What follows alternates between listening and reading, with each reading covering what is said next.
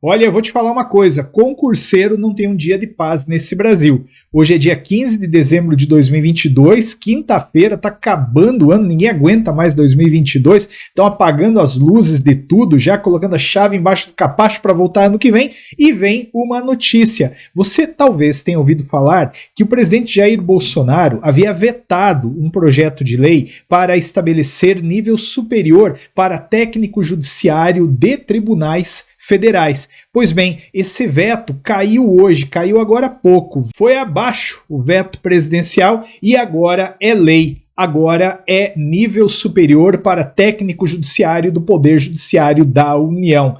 A questão é, essa lei se sustenta na sua constitucionalidade? Porque tem um monte de gente falando que essa lei é inconstitucional em razão de um problema na iniciativa. Será que tem realmente problema na iniciativa? Olha que tem uma decisão do Supremo Tribunal Federal que pode colocar esse argumento abaixo. Eu vou explicar para você neste vídeo. Se você não está a par do que está acontecendo, fica comigo até o final, especialmente no começo desse vídeo, porque eu vou fazer um overview, vou falar sobre tudo o que aconteceu e no final você vai ter condições daí de atacar essa exigência ou então de comemorá-la, mas fica comigo e aproveitando, se inscreve no canal, deixa seu comentário, eu quero ver seu comentário, tá? Me diz se você concorda com esse projeto de lei, que agora é lei, se você não concorda, por que? Diz, eu preciso de feedback, tá legal? Eu vou fazendo os meus vídeos especialmente a partir do que eu ouço de vocês. Eu não me apresentei, meu nome é Antônio Kozikoski, eu sou professor de Direito Constitucional e advogado na área de Direito Administrativo, especialmente concursos públicos e servidores públicos.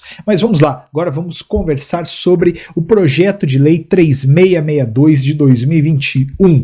Um projeto que nasceu de um jeito, foi emendado e virou o que você já sabe. O que aconteceu? Esse projeto foi originariamente proposto pelo Tribunal de Justiça do Distrito Federal e Territórios. Veja, foi um projeto que nasceu num determinado tribunal, ele era mais restrito. E esse projeto buscava transformar cargos vagos das carreiras de auxiliar judiciário, de técnico judiciário, em cargos vagos da carreira de analista judiciário no quadro permanente da Justiça do Distrito Federal e dos Territórios. Até aí, nada demais. Era um projeto específico vinculado ao Tribunal de Justiça do Distrito Federal e dos Territórios. Buscava transformar ali alguns cargos vagos de técnico em cargos vagos de analista, não havia nenhum impacto orçamentário, eu li o projeto, eu vi o relatório, tinha lá a certificação de inexistência de problema orçamentário. Até aí tudo bem. Acontece que este projeto acabou sendo distribuído na Câmara de Deputados, depois foi para o Senado Federal. Nessa etapa de deliberação parlamentar, a deputada Érica Cocai, do PT do Distrito Federal, apresentou uma emenda substitutiva global para fins de alterar o artigo 8º da Lei 11.416 de 2006, que é aquela lei que dispõe sobre as carreiras dos servidores do Poder Judiciário da União. Quer dizer, nasceu o projeto de um jeito, né, vinculado ali a apenas um tribunal, Tribunal de Justiça do Distrito Federal e Territórios, mas aí veio a deputada apresentando uma proposta para alterar a lei que rege a carreira dos servidores do Poder Judiciário da União. E a proposta, a proposta buscava alterar o artigo 8º, inciso 2 desta lei, que até agora, né, ele estava vigorando com esta redação. São requisitos de escolaridade para ingresso. 2. Para o cargo de técnico judiciário, curso de ensino médio ou curso técnico equivalente correlacionado com a especialidade, se for o caso. Só que, com a derrubada do veto, este dispositivo passará a vigorar com a seguinte redação. São requisitos de escolaridade para ingresso, para o cargo de técnico judiciário, curso de ensino superior completo. E aí, formem times e se matem, né? Como diz o ditado, porque tem gente que está comemorando isso aqui, tem gente que está realmente criticando.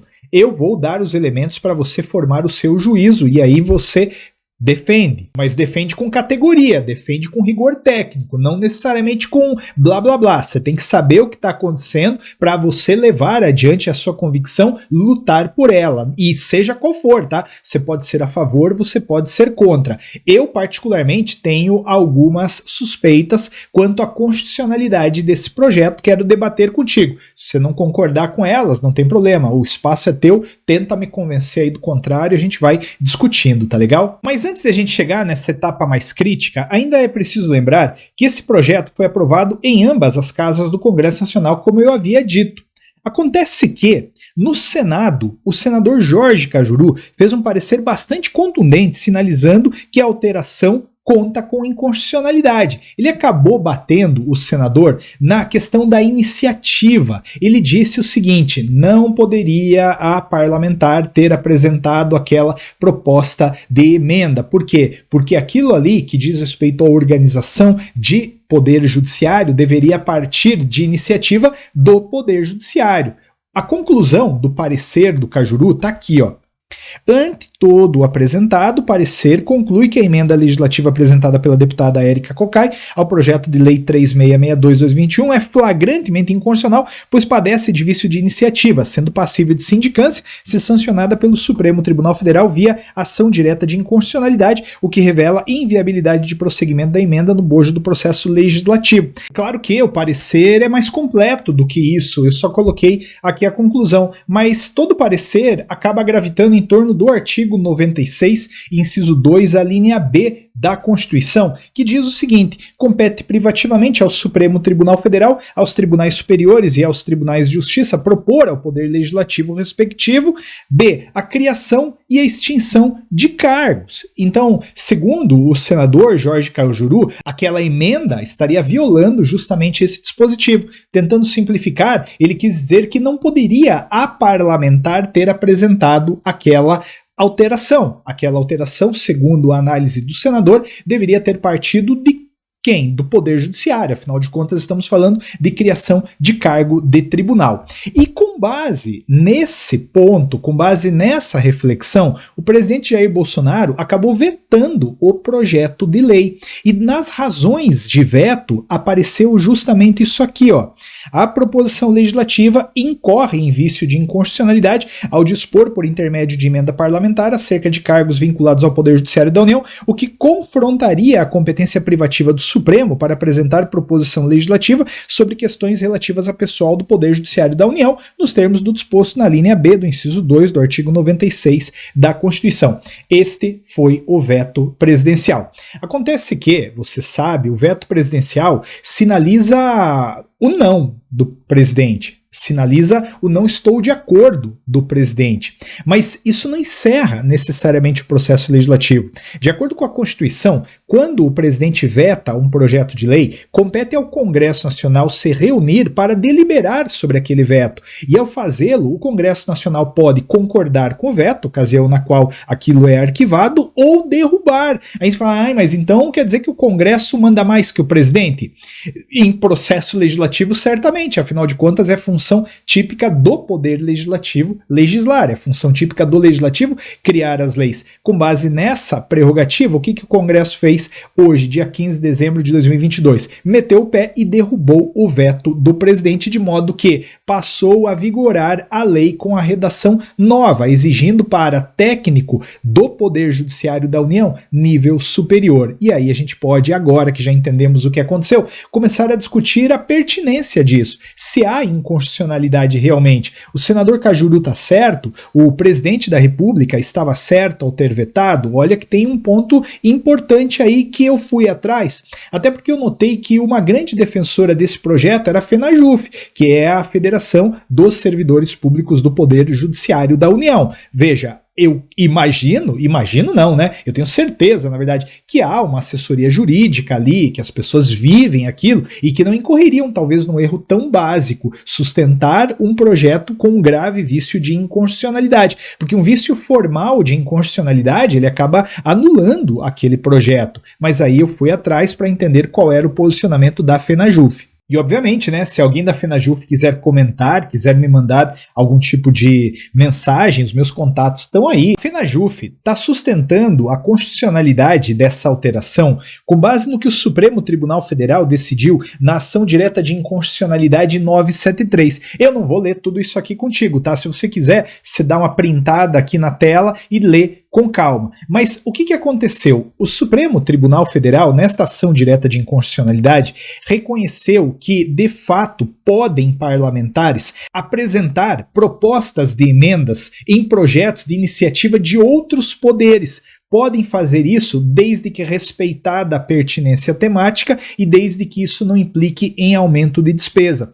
Quer dizer, poderia um parlamentar, então, apresentar uma alteração a um projeto de lei feito por um outro poder, desde que esta alteração guardasse uma conexão com o projeto originário e não gerasse mais despesas para o poder executivo ou para o poder judiciário nessa perspectiva que estamos aqui discutindo. Veja, a segunda parte da decisão fala sobre o exercício do poder de emenda pelos membros do parlamento, qualifica-se como prerrogativa inerente à função legislativa do Estado. E aí lá embaixo, ó, revela-se plenamente legítimo desse modo o exercício do poder de emenda pelos parlamentares, mesmo quando se tratar de projetos de lei sujeitos à reserva de iniciativa de outros órgãos e poderes do Estado, incidindo, no entanto, sobre essa prerrogativa parlamentar, que é inerente à atividade legislativa, as restrições decorrentes do próprio texto constitucional, artigo 631 e 2, bem assim aquela fundada na exigência de que as emendas de iniciativa parlamentar sempre guardem relação de pertinência com o objeto da proposição legislativa, doutrina, precedentes, blá blá blá.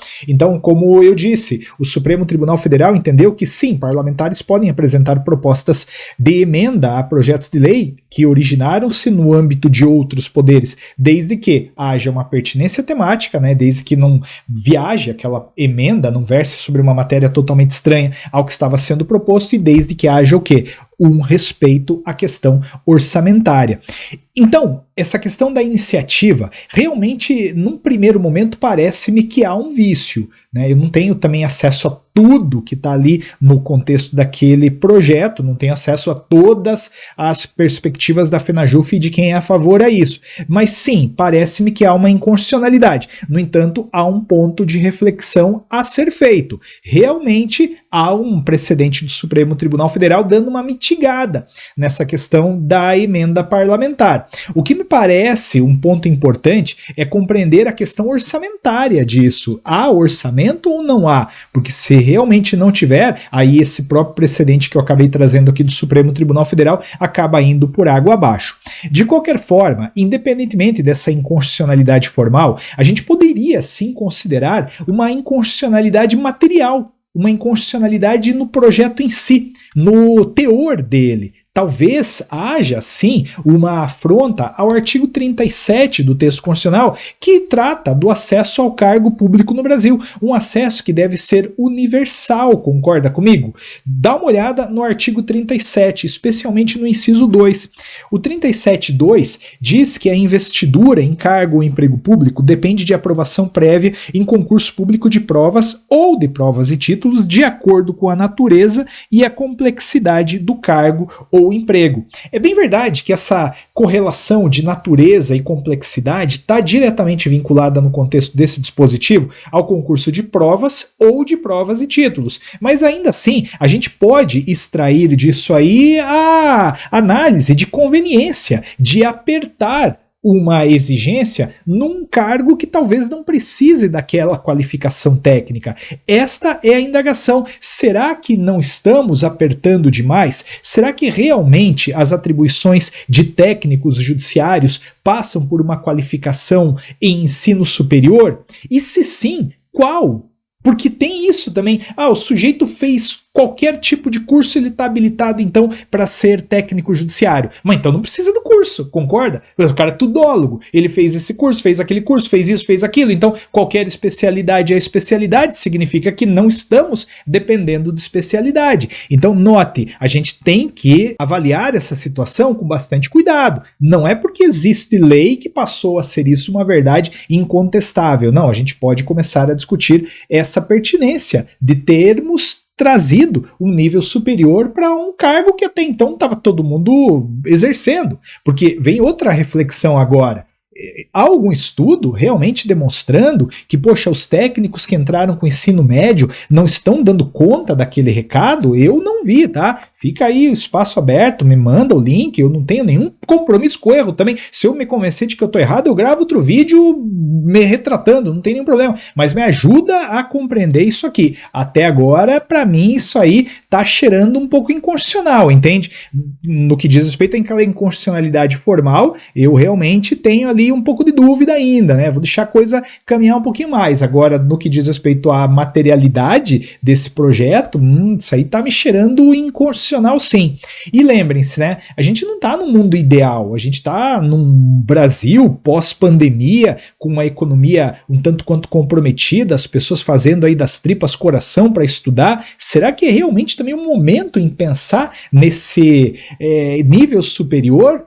Me convença aí, né? Me diga o que você acha, como eu já coloquei. A princípio, para mim, isso aí está ofendendo a Constituição e, a princípio, isso aí está ofendendo, sim, a própria razoabilidade, a proporcionalidade, que são valores constitucionais, sim. Apesar de não estarem expressamente consignados no texto, eles decorrem de uma interpretação de tudo que lá está.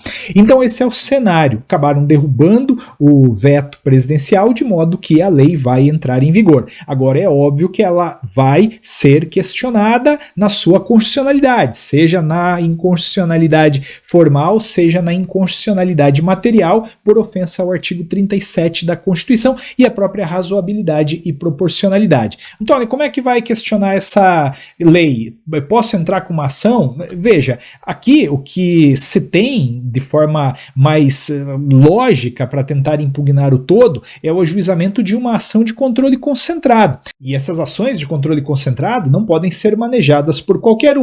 Vamos aguardar aí os próximos capítulos, de repente há algum partido político com representação do Congresso, de repente o Conselho Federal da OAB, que são legitimados para isso, poderão provocar o Supremo Tribunal Federal. E veja, não é nem poderão, alguém vai provocar, você pode ter certeza disso. Agora, o que o Supremo Tribunal Federal vai dizer, aí, meu amigo, fica inscrito aí no canal, porque assim que tiver a decisão eu vou trazer, mas por enquanto realmente ela é uma incógnita. Espero que você tenha entendido tudo isso. Gostou do vídeo? Manda para alguém. Não gostou? Me diz aí também no comentário. Não gostei. Como eu disse, aqui é um espaço constitucional aberto para todo mundo. Grande abraço, tudo de bom. Nos vemos no próximo vídeo de Direito Constitucional.